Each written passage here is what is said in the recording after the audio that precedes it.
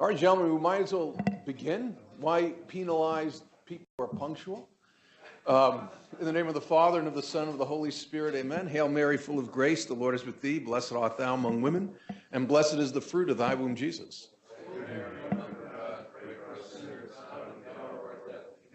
Okay, Glenn wants me to introduce myself. I'm Father Peter Armenio. I'm the vicar for Opus Dei in the Midwest, and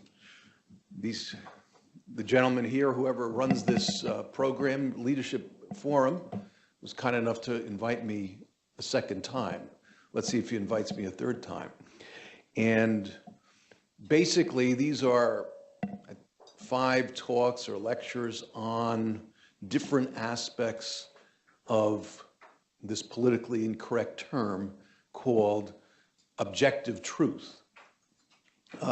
Last month, I gave a little bit of an overview of the history of a philosophical elaboration of objective truth, beginning with 6th century BC philosophers and culminating in Aristotle, and how there's been a philosophical schism beginning with Descartes. Truth in the Greek mind depends on the mind's conformity to reality.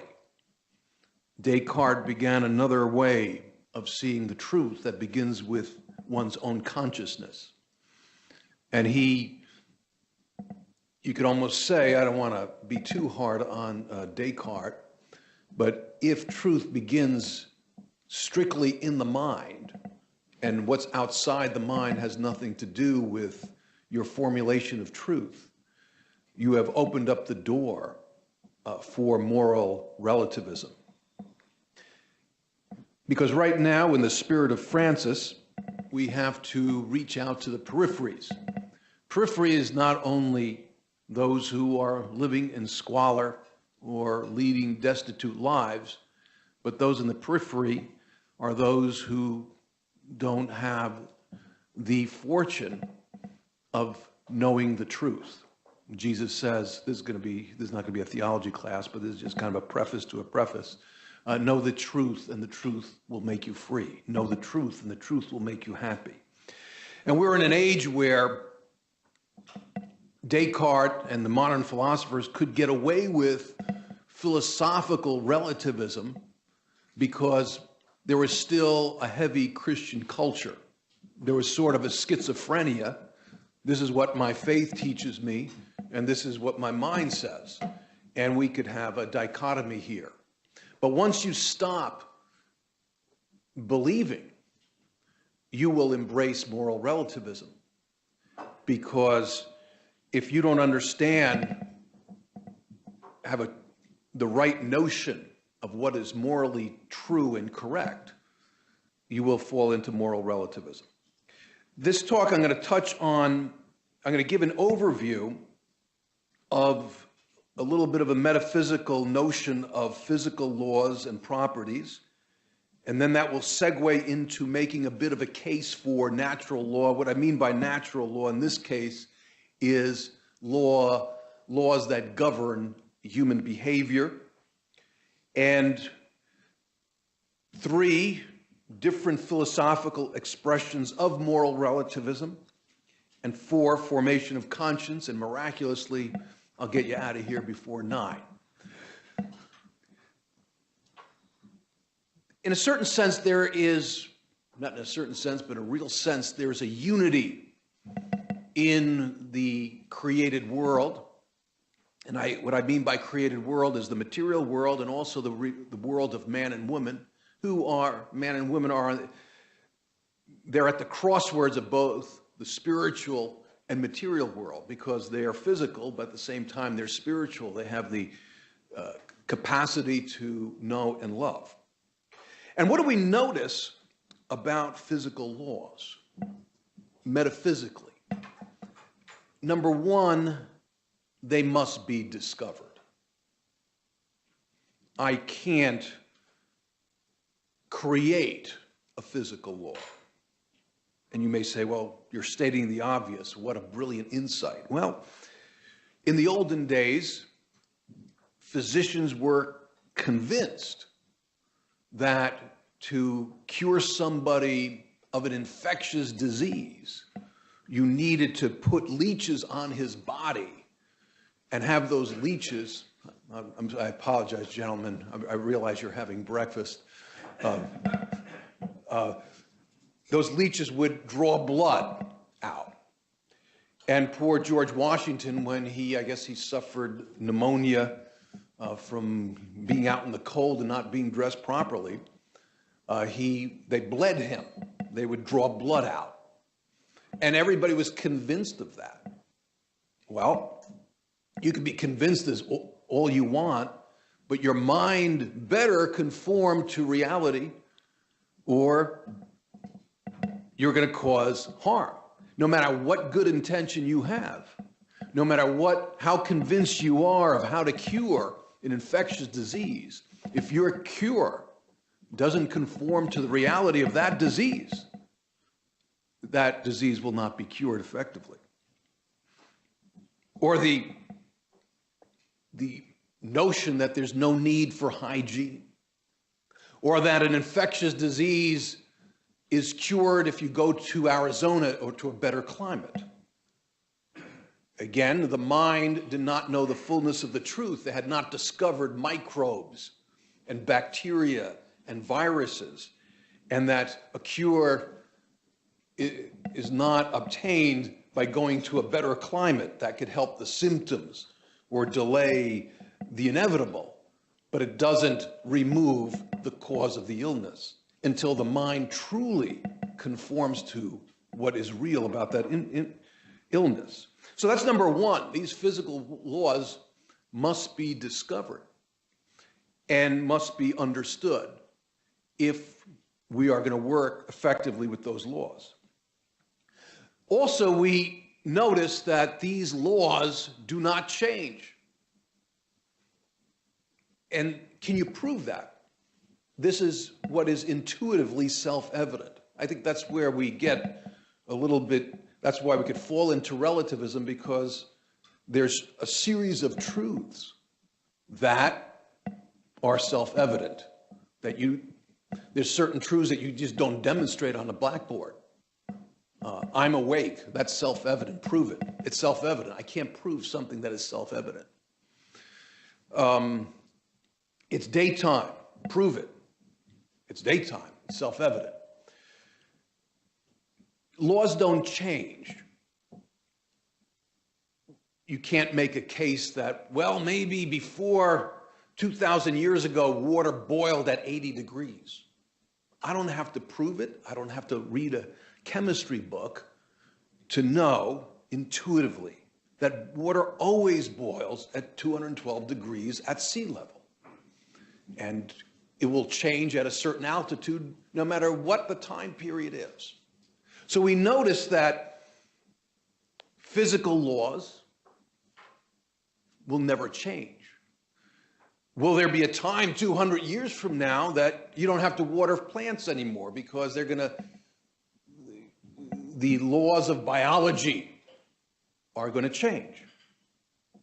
Or will there be a time 400, 500 years ago, 500 years from now, that I could jump off a building and may not land because the laws of gravitation are going to change?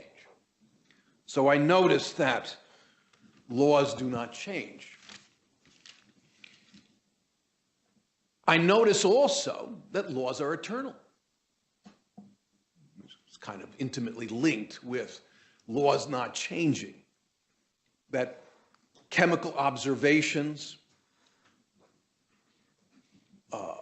procedures of good farming will always remain the same. And it's not rational to say that physical laws 300 years ago are different than they are today. That water didn't evaporate 300 years ago. No, water will always evaporate when the sun is out. So, then lastly, these physical laws must be obeyed to preserve the harmony in the world, to preserve the life of a living thing. Let's stick with that because it's easier to follow, that I can't tinker with these laws if I'm going to preserve the harmony in the universe.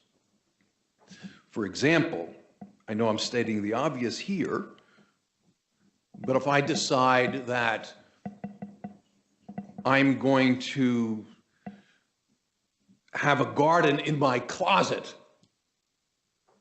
and keep it dark, well, my cactus plant or my flowers will wither away. Why? Because I am not conforming that plant to those biological or botanic laws that will allow it to live.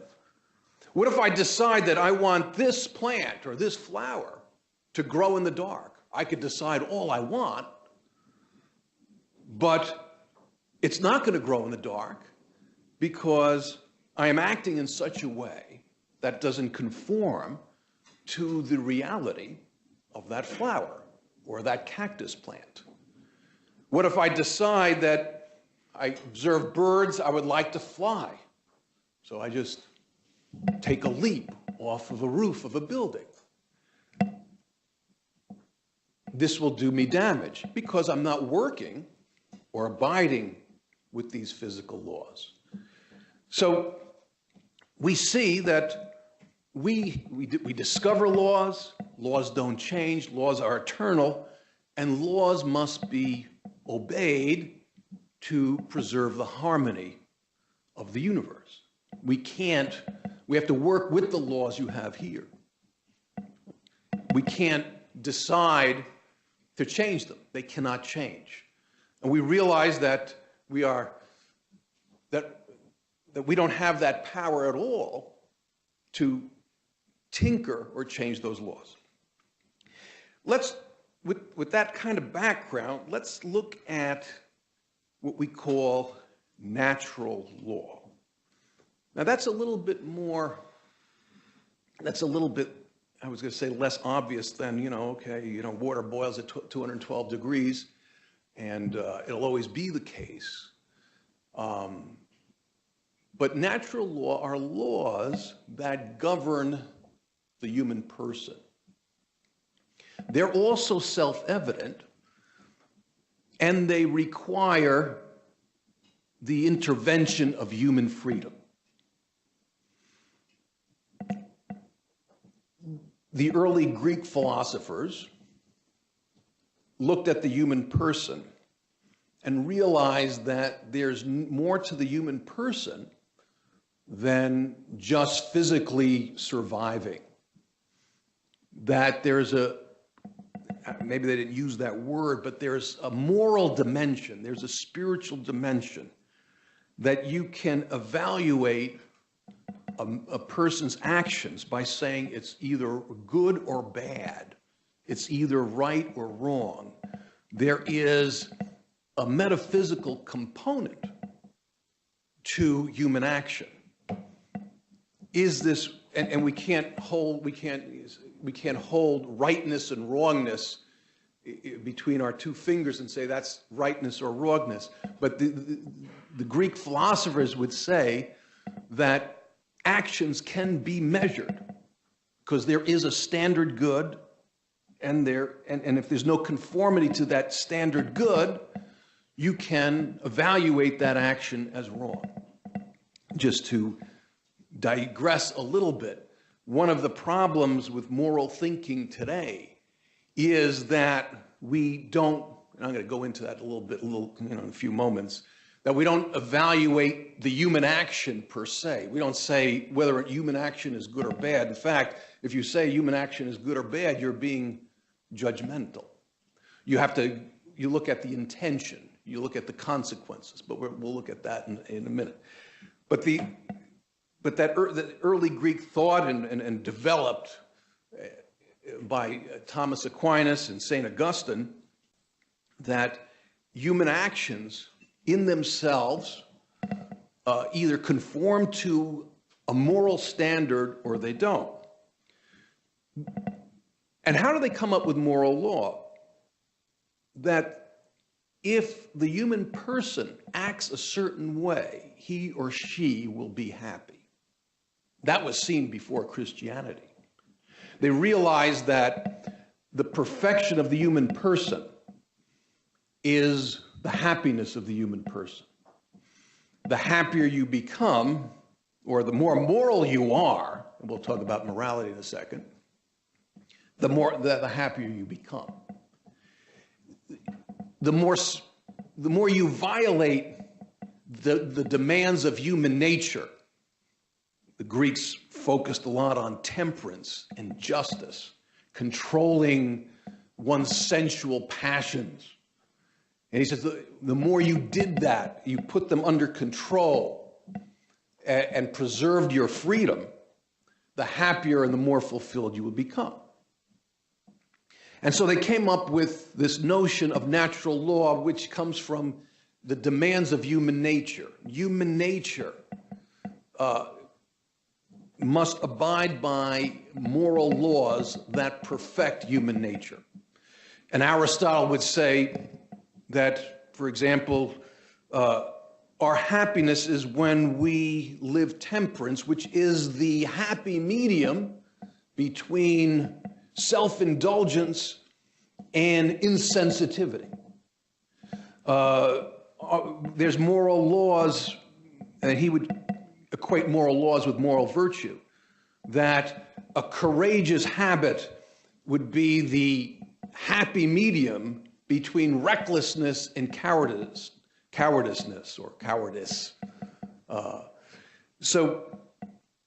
And they would say that this behavior of how to act is imprinted, and this is, again, before Christianity, is imprinted on the human mind and the human heart.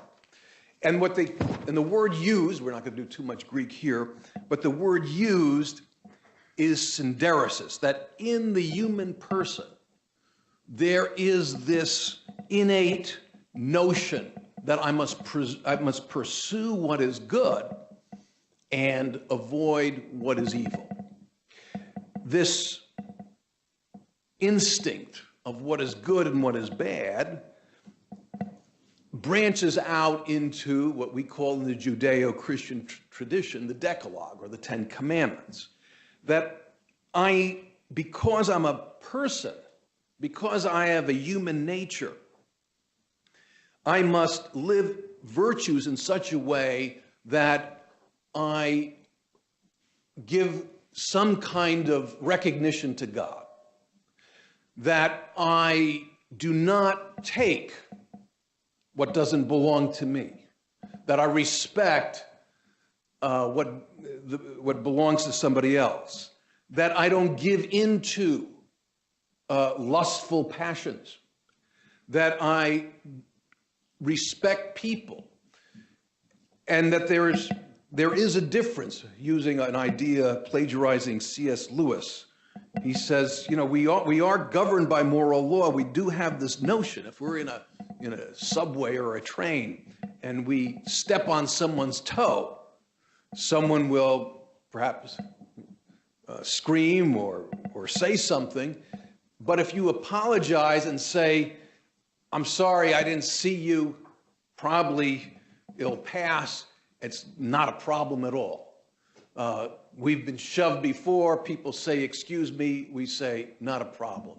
Someone perhaps has spilled something on us, and in our better moments, we say, don't worry about it. It's just my jacket. I could get it cleaned. But it'd be very different if someone spilled milk on purpose on your jacket. I don't think you would have the same reaction. Well, it's just a jacket. Don't worry. I mean, you've had a bad day. Don't worry about spilling milk on me. I think that could almost spoil a friendship if it's done on purpose. Or if I'm in a subway and I step on someone's toe and someone reacts and I said, I did that on purpose. I hope it hurt. I'm going to get in trouble, and I probably be reported to the police if I did that. Why? Because we do have because there is an innate knowledge of moral law. Right now we're reading, at least, I don't know if you read the sports page, I read a bit of it, what's going on in the, in the NFL, domestic violence. Why are we reading about it? Why is it in the paper? Well, because there's this innate knowledge. We got this innate knowledge of what's right and what's wrong. And what do we call that? Well, we call that, natural law. These natural laws of morality, it begs the question because, it begs the question, well, why is there so much diversity of opinions? But I think that would be a little bit more for another class. But natural law is something that I discover within myself. I don't need the Bible to know that I shouldn't steal your wallet. I don't need the Bible to know that when you talk to me, you're expecting me to tell you the truth. I don't need the Bible to know that if I am obsessed with possessions, I am losing my dignity as a man. I don't need a Bible to know that I can't look at women as objects. So that must be discovered, and just as in the case of as in physical law, these moral laws, these norms of morality, are eternal, and they don't change.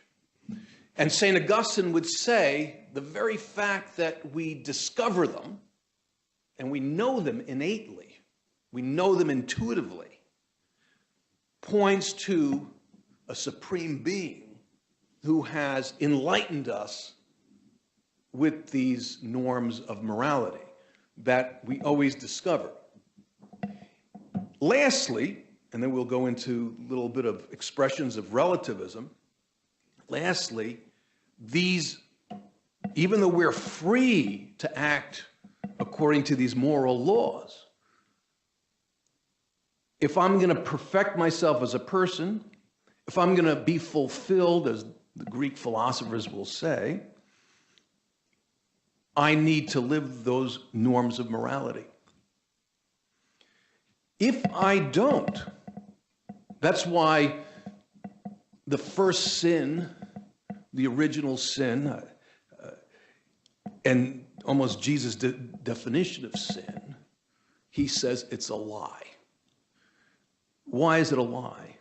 Because I'm saying that what is a sin defined philosophically? I can be happy in violation of synderesis, in violation of these norms of morality that are self-evident, that I've discovered, because I am free. And that's why it's a lie. I could be happy, because what happens is, if we don't abide by those laws, what did the early thinkers see? First, a loss of freedom. I mean, I think sometimes maybe the best example is, sensual self-indulgence, because, it's always very deceptive. I could be happy through this self-indulgence. And what happens is that all of a sudden now I'm losing my freedom. Now I'm starting to be governed by these false notions of a good that I deceive myself thinking that it could fulfill me. If I lie, I start to become enslaved to falsehood. If I'm dishonest, I become a slave for dishonesty. And as I violate these norms of morality, I start to diminish my human dignity, because I become a slave to these disordered passions, and I fail to contribute to the common good. I fail to respect the dignity of other persons, because I am made to do that as well. In a more egregious way, and we've seen it especially in the 20th century, when when there's no more norms of morality, when the whole notion of natural law is thrown out the window because a political regime or a mindset is predicated on man's ability or man's false capacity to create a number of laws that are in radical contradiction to natural law, you have massive devastation of human life.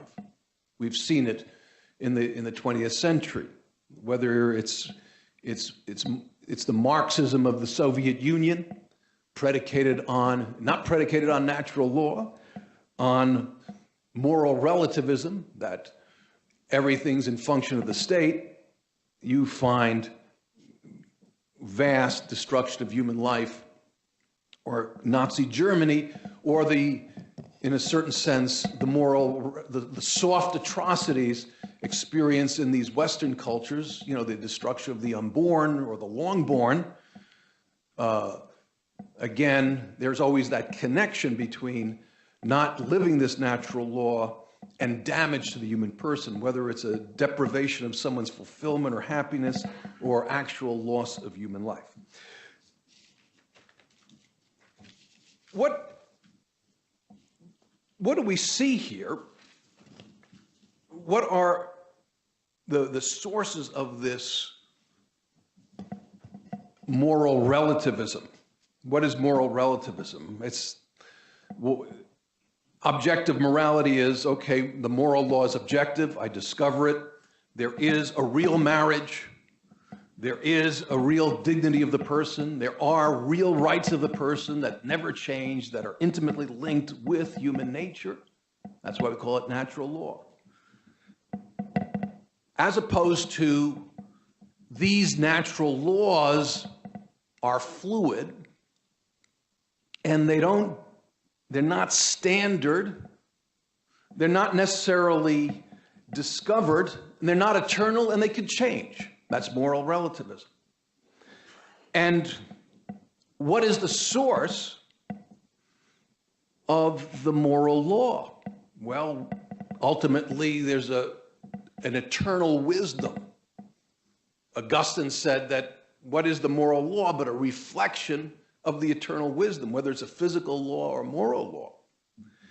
And if it's not a reflective of the eternal wisdom, a higher power, then the human person can be the legislator of the moral law. And that's what moral relativism is. It's a mode of behavior that is arbitrarily determined by the human person. The eternal wisdom of moral relativism is the human person. Because reality now is not outside myself, what I mean outside myself in the mind of God, but it is in my own mind. I'm sharing my pastoral experiences. It happens generically. Well, we priests talk about it because right now, people who are getting married, the great majority, at least some people postulate, cohabitate. That's very common now. And I've heard all sorts of reasons why, that's okay now. One person's grandparents said, well, we wouldn't fathom doing that in preparation for marriage. And the grandparents said, but I guess times have changed now. Now it's okay. Now, Aquinas will say that anytime there's a moral aberration in one's thought process, Oh, no, no, excuse me. Anytime someone argues a point that violates moral law or contradicts moral law, there's always a flaw in the logic. Chesterton would say, okay, I will agree that morality has changed as long as you could give me the date and the time it changed. All right. Now, we have to follow logic. Does it make sense? Well, a certain time period will allow you to violate a moral law that was lived before. But now that a certain time period has progressed, now you are at liberty to violate a moral law or a moral principle. To me, there's a lack of logic there. What makes an historical period give one the liberty to change something that is inherently linked to the fulfillment and perfection and the welfare of the human person? What people use now, since human action is fluid, okay, what determines whether something is right or wrong? It used to be objective moral standards. Little digression, I'm looking at my watch here. I got a little. This began a little bit with an English Franciscan philosopher by the name of William of Ockham, who, he was a Franciscan, a believer, but he said that, he was called a nominalist, and I just want to make reference to it. He said that there is no objective moral truth. That we got the Ten Commandments because God decided that. But God, if he wanted to, he could command everybody to murder, and if you didn't, you'd be sinning. Morality, it depends on the arbitrary decision of God. Now, so everything, you obey these laws of morality because God wants it that way. He was called a voluntarist as well. Very dangerous, because what he's saying is that there's no truth. That these laws, protection of the unborn, chastity, truthfulness, magnanimity, justice, are not true in themselves.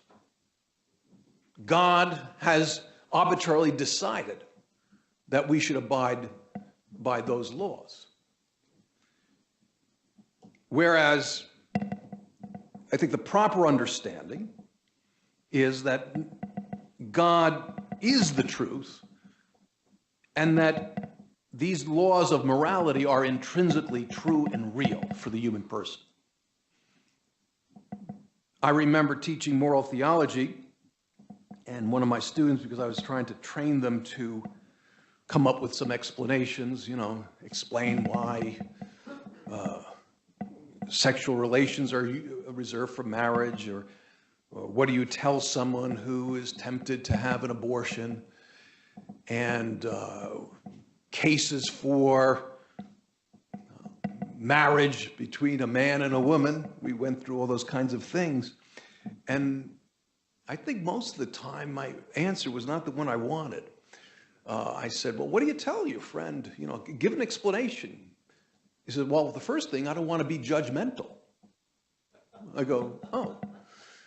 I said, so if someone's going to have an abortion, you're going to say, well, I don't want to be judgmental. Okay. If I take something that doesn't belong to you, that's stealing. And I am being judgmental. If you ask me what I did last weekend and I tell you something totally different, guess what? That's lying. And if I cheat on my wife, guess what? That's adultery. But right now we see this failure of seeing moral action in an objective light, that there's an intrinsically true way of human behavior. I asked the same thing. Make a case for that the only real marriage is between a man and a woman. And again, I got that same thing. I said, how are you going to explain that? Well, I don't think I should be judgmental. So we see a little bit that there is a bit of a crisis of moral truth, where moral truth in the minds of many, I'm not judging, in the minds of many is not objective. There's no objectivity there. What does guide truth? Okay, we call it situation ethics, that right or wrong is not objective. It depends on circumstances and situations. And there's two offshoots from that.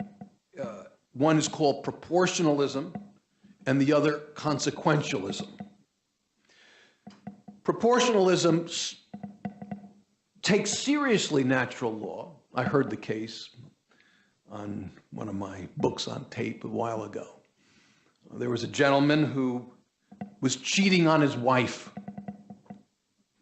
And he thought about it, realized that, in the best case scenario, you should be faithful to your wife.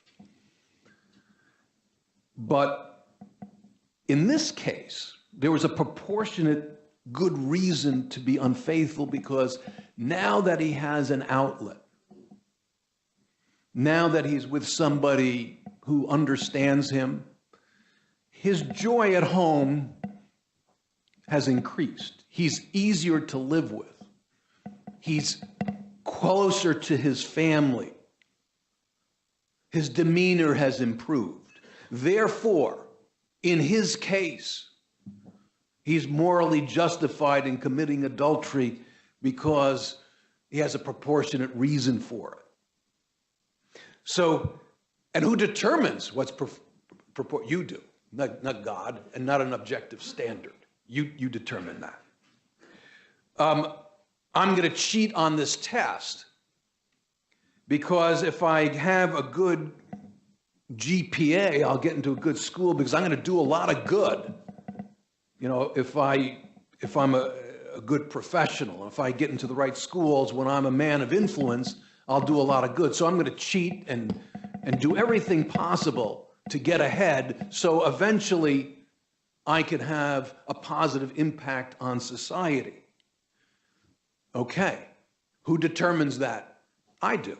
I have a proportionate reason for lying. I have a proportionate reason, I'm in financial straits. I want to send my kids to good schools, so I'm going to cheat on my taxes, or I'm going to work some shady deals so I could do something good. So the end justifies the means, and that's what we call proportionalism. And again, I'm the one who will decide when it's high time to break the natural law.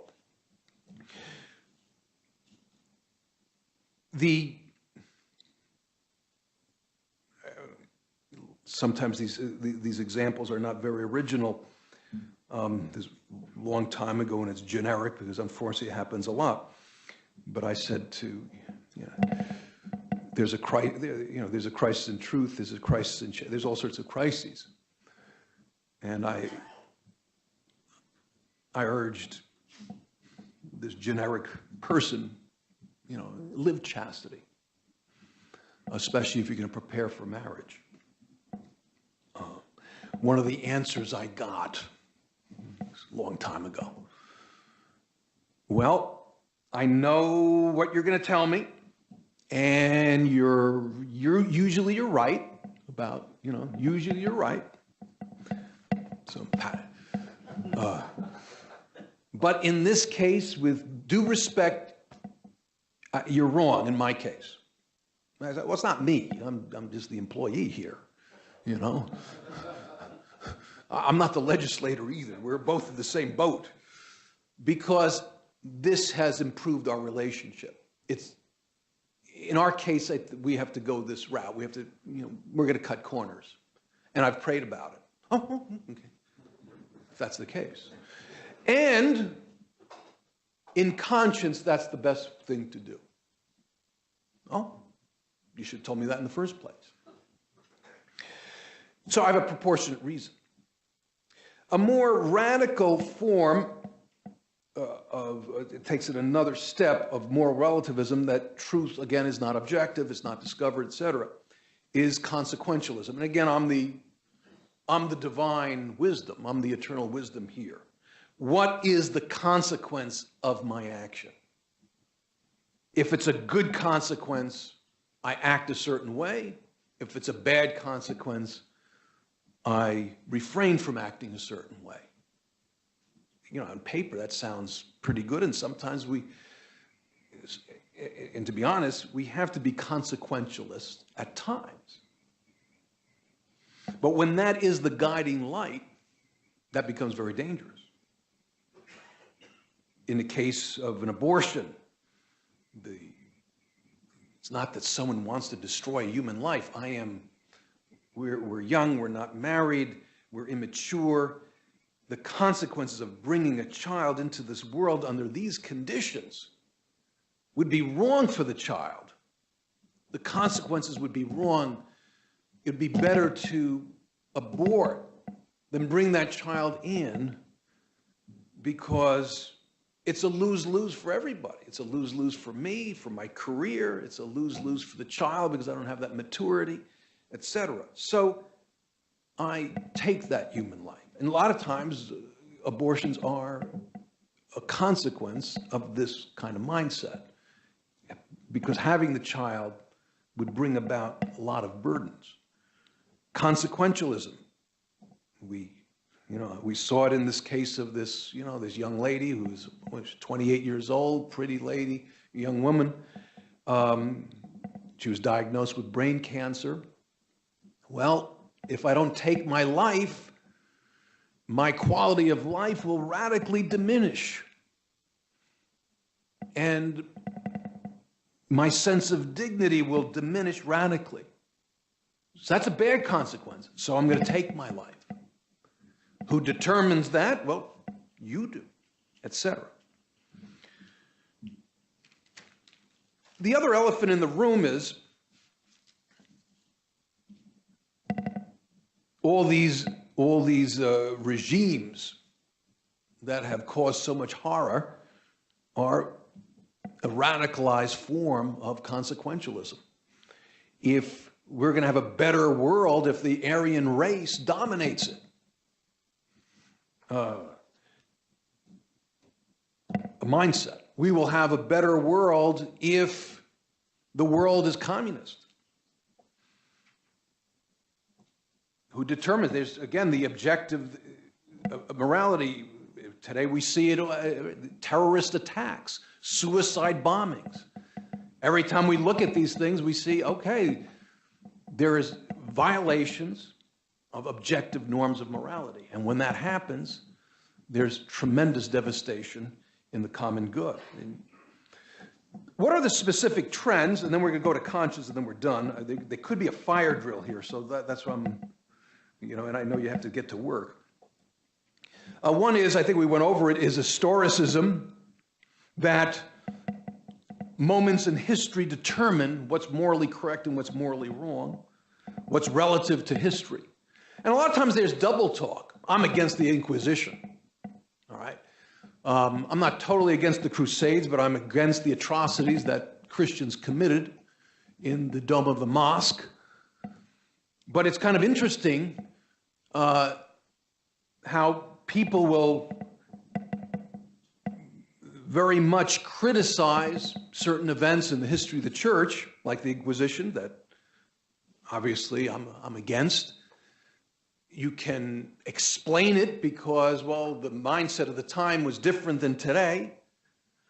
But you can't double talk either. I mean, heck, if you're criticizing the Inquisition and you're criticizing some atrocities committed by Christians during the Crusades, why at the same time are you debunking the reality of natural law, of objective norms of morality? Because if there's no objective moral norms of morality, the church was right. or people in the church were right in the Inquisition? If there's no norms of reality, who are you to judge? And you're talking this language because, in a certain sense, you're telling me that there's some objective norms of reality, of morality. Let's not criticize anybody. If no moral norms cease to be objective, and I could be the arbiter, why can't I hit my kid? Why can't I engage in domestic violence? I mean, it sounds very silly, but those are the logical consequences of a failure to recognize objective truth. The other source of moral relativism is cultural diversity. St. Paul, in his letter to the Philippians, says that it's very Christian to recognize what is good and what is true. But under the guise of cultural diversity, and there's a little anecdote, not this past synod, probably 4 or 5 synods ago, where someone raised his hand in the synod and said, well, we have to, perhaps we should relax the strictures of celibacy for priests among the Africans because of their culture of polygamy. Celibacy probably is quite jarring to a culture that has had polygamy for so many centuries. And an African bishop stood up, kind of angry, and said, celibacy is an objective good, and we're just as capable of living it as anybody else. We cannot be governed by aspects of a culture that are not in sync with the natural law. Something like that. So he was quite indignant. Similar things happened in the past synod, but what didn't concern polygamy. But cultural diversity, yes, we are into cultural diversity. God wants diversity. Creation is diverse. But diversity is not an open door to change morality. Morality is standard because human persons are standard, because human nature is the same. And again, we got to look at what's logical. Human sacrifice was common among the indigenous populations of Central America, sometimes to the tune of 80,000 in a year. Well, should I respect that cultural diversity? We had a problem in our own country. Hopefully less. We had slavery. I mean, we had racial problems. We have them now too, but much more acute in the past. Should we respect a culture? In the South, that was part of their culture, part of their economy. Do I respect that? Because it's another culture. Is culture the source of morality, or is there a standard source that goes beyond me, that I gotta, again, conform myself to truth outside myself? And then also in our country we have, and I'm not gonna dwell on it too much, pragmatism. What is most useful makes what's right. What's most practical makes what's right. Lastly, formation of conscience. It is true, and even Newman said it, and please correct me if I'm wrong, that conscience is the voice of God, Cardinal Newman, and we're all obligated to obey conscience. So he said something, this was when papal infallibility became an article of faith. Cardinal Newman said, well, if it's ever between conscience, hypothetically, and what the Pope tells you, you got to go with conscience. that has to be qualified, and I don't want to, our conscience has to be formed by what the Pope says, okay? But, hypothetically, I can't do what I feel is wrong. I've got to do what I know in my mind, or I think in my mind, what is right. I got to do that. I mean, if I think it's Sunday today, even though it's, Thursday, and I decide not to go to Mass, well, I've just violated my conscience. So conscience is the voice of God. Now, conscience is invoked a lot. They say, well, in conscience I could do that. In conscience I could divorce and get remarried. In conscience I could terminate this pregnancy. In conscience I could take sexual liberties where usually I shouldn't. My conscience says so. What do I tell this person who tells me, well, I'm going to cohabitate because in conscience that's a better way to have a relationship? I would say you're cheating. What you're saying is not conscience. Conscience is not a legislator. It's an executor. Conscience, what people call conscience, is not conscience. What they call conscience is the false capacity to invent your own rules of morality. And they call that conscience. No, conscience applies the law to concrete behavior.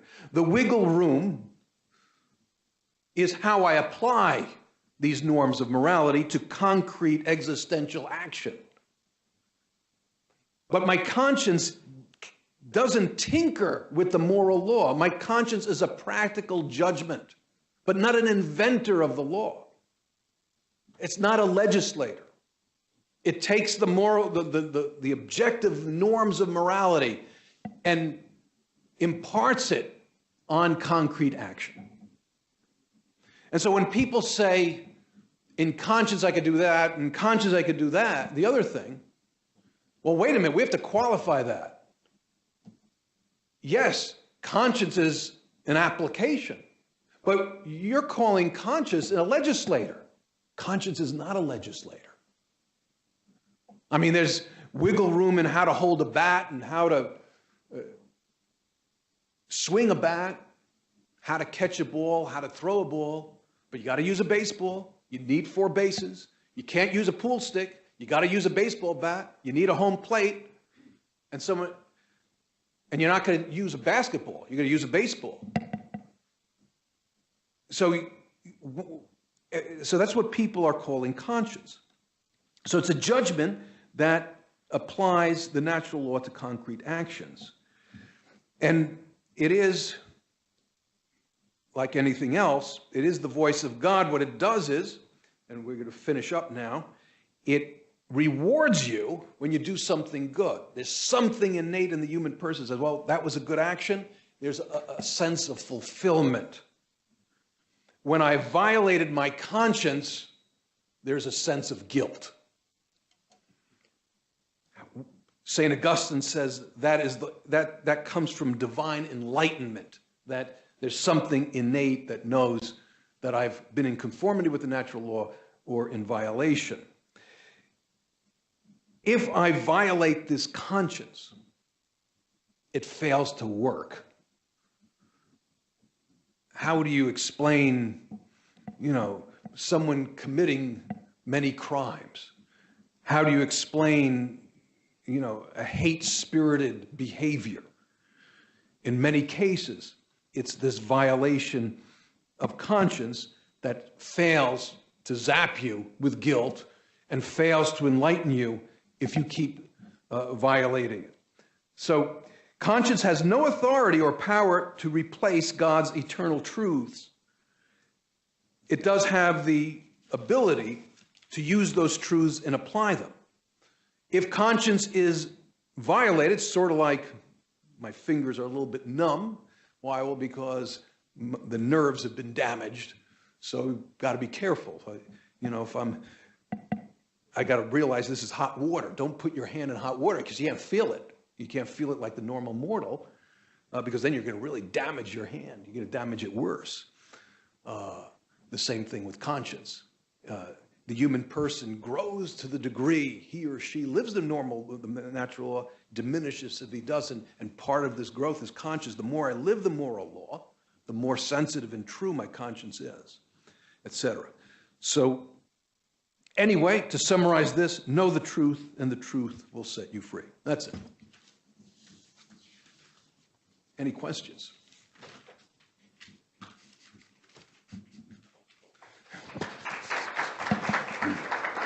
Now you can wake up. On behalf of the Chicago Leadership Forum and Relevant Radio, we have Mary back there from Relevant Radio. I'd like to thank Father Pete again. One more round of applause. No. Is Warren here? Warren Lindsay? Yeah. Okay, so Mark Porter and Warren Lindsay, who really run the Chicago Leadership Forum, couldn't be here today, so I'm just taking over. You want the mic? Mark asked me to thank Jim Perry because he's going to sponsor one of these events, so we thank Jim for that. Payments are $25. If you didn't pay, you can give the money to me. I'll make sure it gets in the right spot. And it's called the Chicago Leadership Forum. It's for men and women. Now, I see 2 women this time. That's good. Next time, I'd like to see even more, maybe 20 women. We'd like to expand this wall and have maybe 80 people here. So when's the next talk, Father Pete, or class, and what's the topic? Do you know? Got the topic, but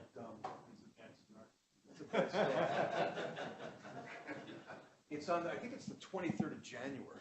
Okay. Well, the notice will come out. And, we thank you. All right. It's on Friday. If you have any questions for Father Pete and you don't want to raise your hand, come on up and see him. Thanks again. All right. Thank you. Good work.